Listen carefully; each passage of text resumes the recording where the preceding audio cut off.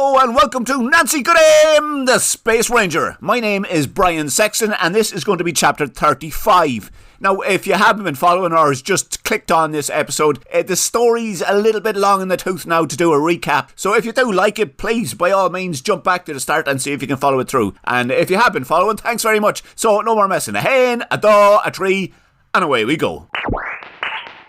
The problem with being a little bit lazy when you are a Sosniak patrol leader is that there are not too many ways of dossing. In fact, there is only one way of dossing, and that is to volunteer your crew to monitor the terrestrial activity in a barren and uninhabited part of Jupiter.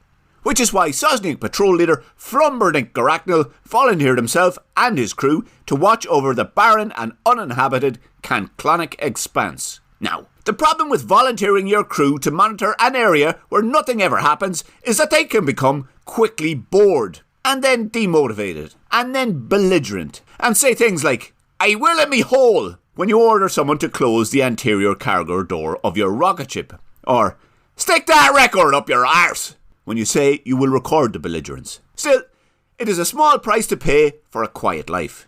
A life away from possible Hobblegraniker Defence League attacks, or hassle from Sosniak Central Control. In fact, in the 7 years Sosniak patrol leader Flumberdink Garachnal had supervised the airborne survey of Canclonic, his spotters had only ever recorded seeing two things: a hibernating robot and an extraterrestrial. "Patrol leader Flumberdink, we have spotted an extraterrestrial. Looks to be headed for the stormy hills," announced the chief spotter. "Ya bollocks," added the chief spotter after a brief pause.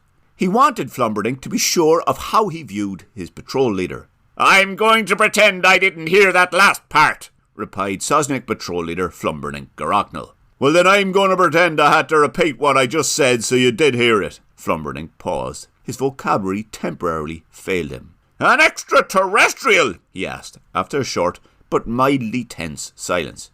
"Yeah, an extraterrestrial. Wearing the same uniform as Chancellor Staunton, so probably an extraterrestrial. If not, then a cantabler glimp in disguise." "A glimp in disguise? Why would it do that?"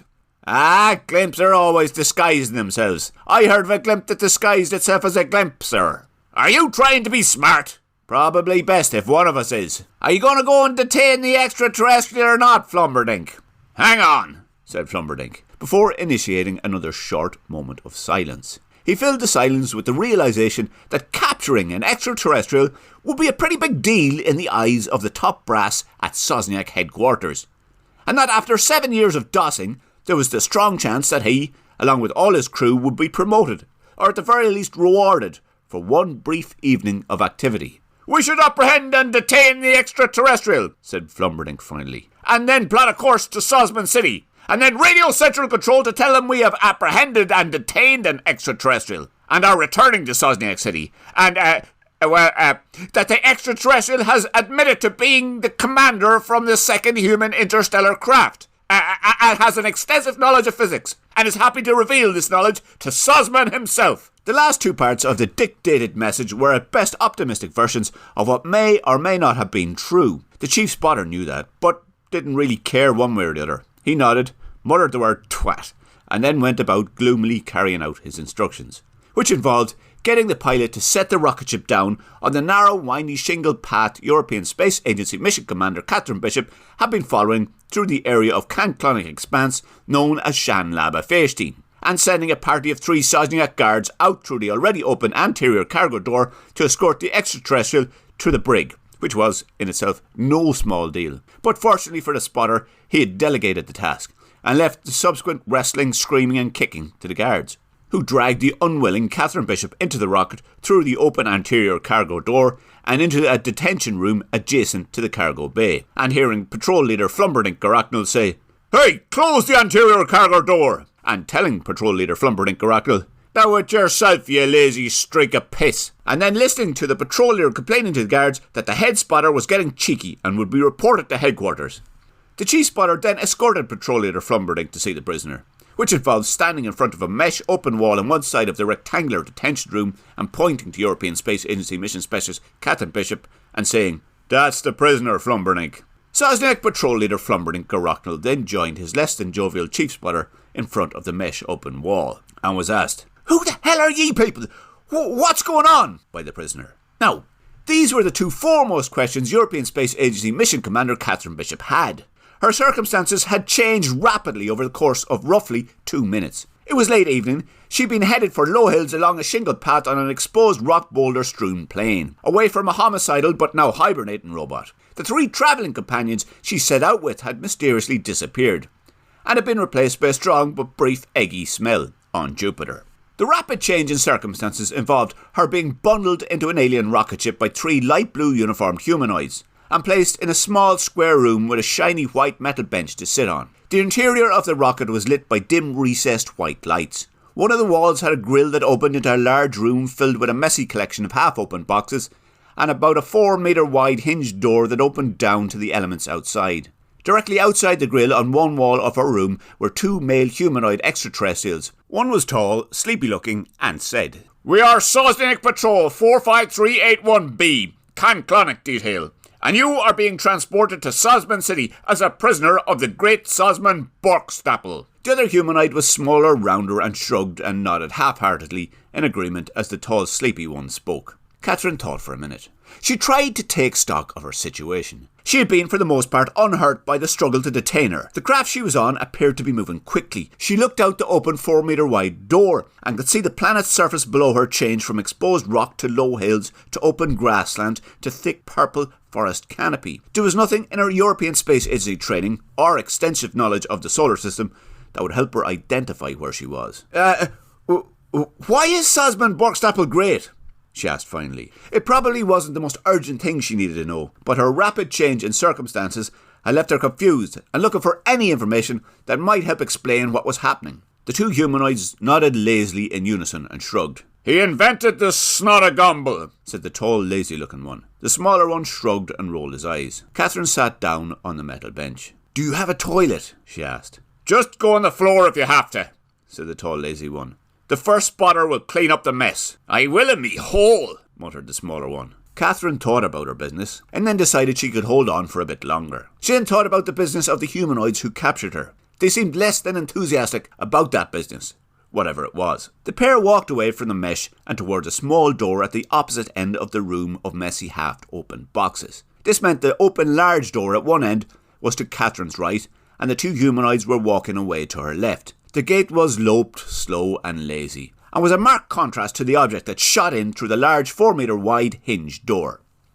Now, what happened next happened quickly. The noise of a Tomagalodian axe flying in through the open cargo door of a Sosniak low-level planetary cruiser and piercing the cover to the antimatter chamber and making contact with and shattering the Aldernon crystal shard used to generate power for the cruiser is Grallalonk. The rocket lurched violently sideways and dropped the 30 or so feet to the top of the purple tree canopy below, before crashing down through the trees. At least Cathy imagined that was happening. She had gone from confused to dazed and was struggling to find her breath. From what she could tell, she had not been injured by the crash. The artificial lighting inside the cruiser disappeared the moment she heard Grallalonk, and all Cathy could make out was what she could see from the few beams of light reaching in through the open cargo door, which was now horizontal and facing out onto thick ground vegetation and forestry, and the unconscious 2 humanoids that had been lazily questioning her lying not far to the left of the now broken mesh that had been keeping her trapped.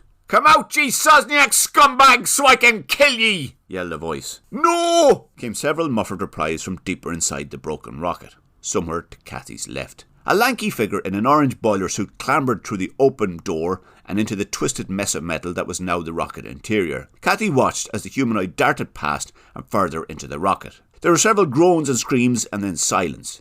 The orange boiler-suited figure emerged carrying a bloody axe and made to swing it at the larger of the 2 unconscious humanoids that had been questioning Cathy. "Stop it!" yelled Cathy. "Is that you, Nancy? What are you doing hanging out here with a bunch of Sosniaks?" said the orange boiler-suited bloody axe-wielding humanoid. Did you just say Nancy? Typical human, answering a question with a question. Human? Are there others? Asked Cathy. She strained and failed to recognise the stranger. Well, there's loads of them on Earth. I'm guessing there is. You look different, Nancy. Did you do something with your hair? No. Are there humanoids here? No, you didn't do something with your hair? Or no, you're not Nancy? Yes, there are other Earthers. Well, there's 2 of them. And you.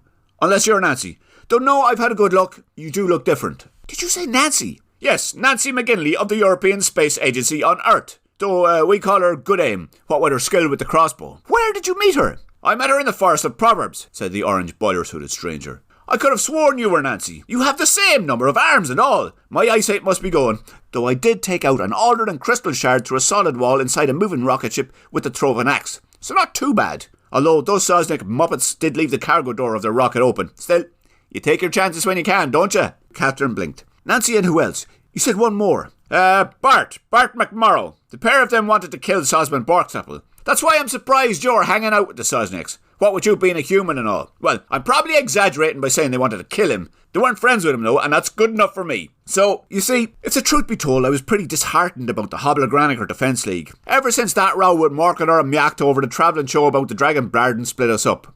So I was delighted to team up with those 4 enemies of Sosman, even if they were extraterrestrials. And, to be honest, it's great to have them on side. Especially now, since Morkador, Yumlin and Myacht Flart are in pieces inside Breezy McGaspug's Muffledorf chest. Catherine went silent. She tried and failed to process what she had just been told. Did you say 4 extraterrestrials? She said finally. Yes, Nancy, Bart, Martina and the Sheriff, replied the stranger. Catherine made several attempts at a follow-up question. Well, were they all like, so one of them was a sheriff? And they wanted to kill Sue's man. Where are they now?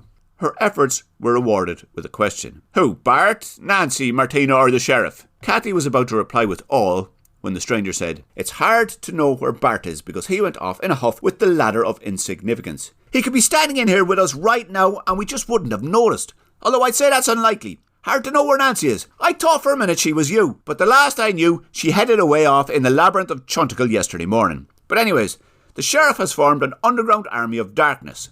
That's who I'm with now. We're working on a logo, but it's probably going to be a cantabular glip ripping the head from a furry Halontiger, while glaring out at the future. That wasn't my idea though, that was the Sheriff. He reckons it sends out the right message. Sorry, and Martina is back in the labyrinth. She runs a canteen now down there, and the food is top class. I'm headed there now. It'll be time for supper soon. By the way, my name's Gungulliger Unterwackle, but most people call me Bip. Do you know anything about spacecraft? Catherine, yes, I do. I'm an astronaut. Great. Could you get this thing to fly? Myself and the noobs are supposed to be up on the surface commandeering Sosniak equipment for the underground army of darkness. But I only really know about forestry and magic, and the noobs are really only good at digging tunnels. Cathy looked around at the twisted and crumpled metal internal structure of the rocket. She could not make out very much. The ship had been constructed of some sort of metal alloy. There had been trunking and several large pipes attached to the ceiling. She was sure they played an important role in the rocket's operation, but from what she could tell, they were all destroyed by the impact of the crash to the surface. I don't think so, she replied. Cathy stepped out of the square room she had been detained in, which was not difficult. One of the walls was missing without a trace, and the mesh between the cell and the larger room was in several pieces. The craft looks to have been very badly damaged, she added. The stranger known as Bip shrugged. I see, he said. Pity. We could have done with a rocket. All we have to fight the Sosniaks with at the moment are pickaxes, axes, and tasty stew. Would you take a look at the outside of the rocket? Maybe there's something out there you could use to get the thing working again. Cathy nodded and silently followed Bip through the broken cargo door to a thick, vegetated forest floor. She took a quick stock of what she could see, which was about half a dozen humanoids in ragged clothing enthusiastically battering the remaining intact parts of the rocket with axes. Thick vegetation and trees in every direction. Countless broken pieces of the rocket embedded at various heights in the surrounding trees along a clearing the rocket gouged through the forest canopy. I'm sorry, I'm only familiar with human rockets really. European Space Agency rockets, and the San Lycosaurus in particular. I don't see anything familiar in what's left of this one. So no, I can't help you, Bip. Cathy then gestured around her. But in any case, I'd say this one is damaged beyond repair. Fair enough, noted Bip. Just thought I'd ask. Are you hungry? Cathy was. Very hungry indeed. Yes, she said. Good stuff, replied Bip. Come on, so, let's get supper. You can catch up with your buddies Martina and the Sheriff. Cathy thought about mentioning that she did not know either of them, but then thought about the possibility of a meal, and followed Bip as he headed into the undergrowth. Bip looked over to the raggedly clothed humanoids battering the broken rocket parts as he walked. Lads, I know it's your first day and all, but the Sheriff wanted us to grab one of these things so he could use it as a weapon. So ye battering it to bits doesn't help at all, especially when it's already in bits. Come on, tomorrow's another day.